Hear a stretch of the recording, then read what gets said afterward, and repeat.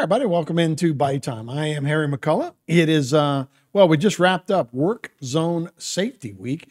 Here to talk about that and more about safety, because it's every week is Work Zone Safety Week, is Ross Brennan, the Troop C, Louisiana State Trooper Public Information Officer. So thanks for being here. So the week just wrapped up, but as I said, I mean, look, you always, when you get in any kind of construction where there's a bunch of it going on this time of year, you got to be extra careful. I mean, just look in our area. If you're over there by Highway 90 in West Park, I mean, they got it down the one lane going all the way to almost to the Chevron building out there towards the Shreve overpass.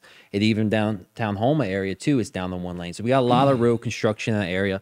And look, I understand road construction, it can be kind of a headache, right? It can increase your travel time, things such as that. But it's there for improvement, right? DOTD or city and parish, they are trying to improve the roadways best that they can with the funds that they have.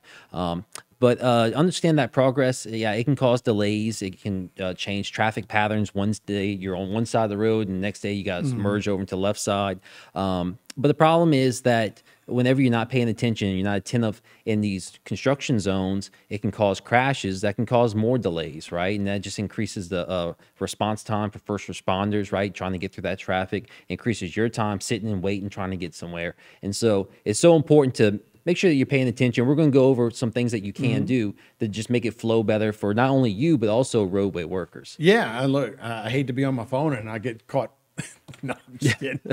But look, it's one of those things, if you're not used to it, you go, whoa, I didn't see that coming up. And you can, if you're distracted, that could be the first start of it, obviously the workers too. And as you were saying, there's a lot of crashes that happen in these sites that unnecessarily. So they actually saw an increase. So between 2020 and 2021, work zone crashes that involve fatalities increased by nearly 11%. In 2021, they had 778 vehicle occupants that were killed, 173 cyclists, but sadly, 108 roadway workers. So these are people who are just on the roadside, just trying to do their job, and somebody's driving distracted or speeding or whatever it might be. In fact, majority of the crashes that happened inside of a work zone were two things. They were rear-end crashes, typically somebody not paying attention or following too close, and they involve some type of speed factor too, going too fast for the conditions that are in that work zone. Yeah. And so that's something simple that people can, one, pay attention, have that following distance, but two, reduce those speeds down. Yeah, no kidding. You know, we all complain about our roads, all the time. But this is a time where they can do those work because of you have to have the expansion of the materials and that kind of stuff to get it all down now. So now's the time that they do it. Obviously, they don't want to do it during hurricane season where people are trying to evacuate and that kind of stuff. So it is an important time to get those things.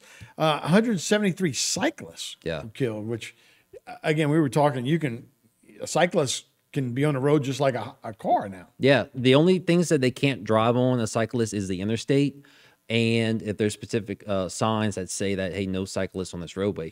I mean, technically, a cyclist, they can even ride on Highway 90, right? Because that's not an interstate. I know we treat it like an interstate, but it's not technically an interstate. So a cyclist, they have just as many rights to be on the roadway. Now, granted, they have to follow the same rules of the roads the vehicle's vehicle has to.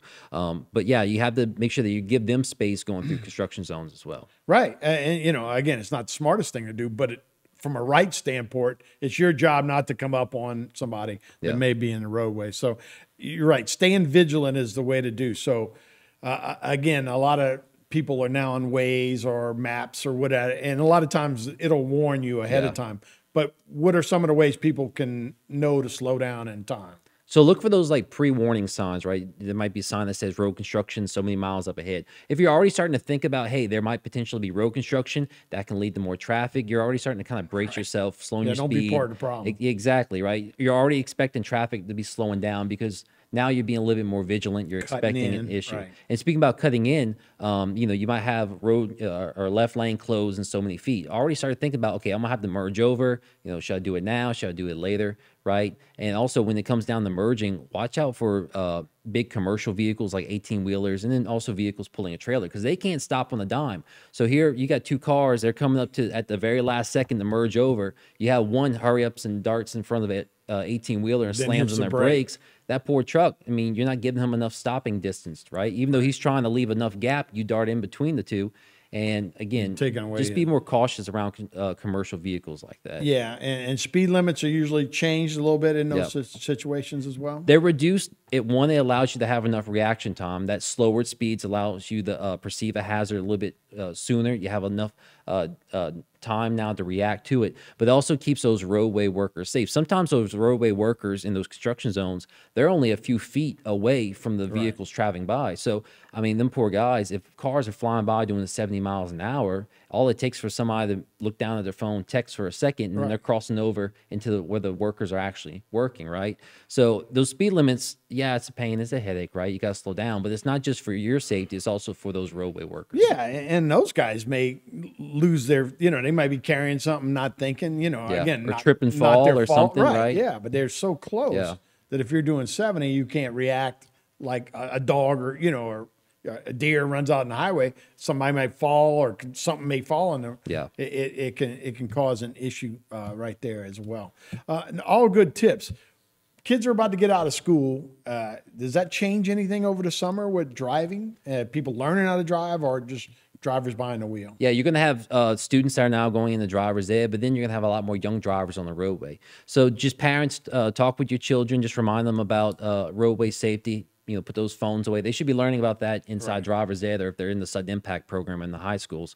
But just go back over roadway safety, wear that seatbelt, don't drive distracted. Also, parents with young ones, little kids who are still riding in car seats, this Saturday, April 29th at the Bayou Country's Children's Museum in Thibodaux, we're actually having free car seat checks from 10 a.m. to 2 p.m. So you can come on by. We'll check your seat for you. Real important. Yeah, y'all make sure that's secure for those youngins. So we appreciate it, man. Thanks, Ross.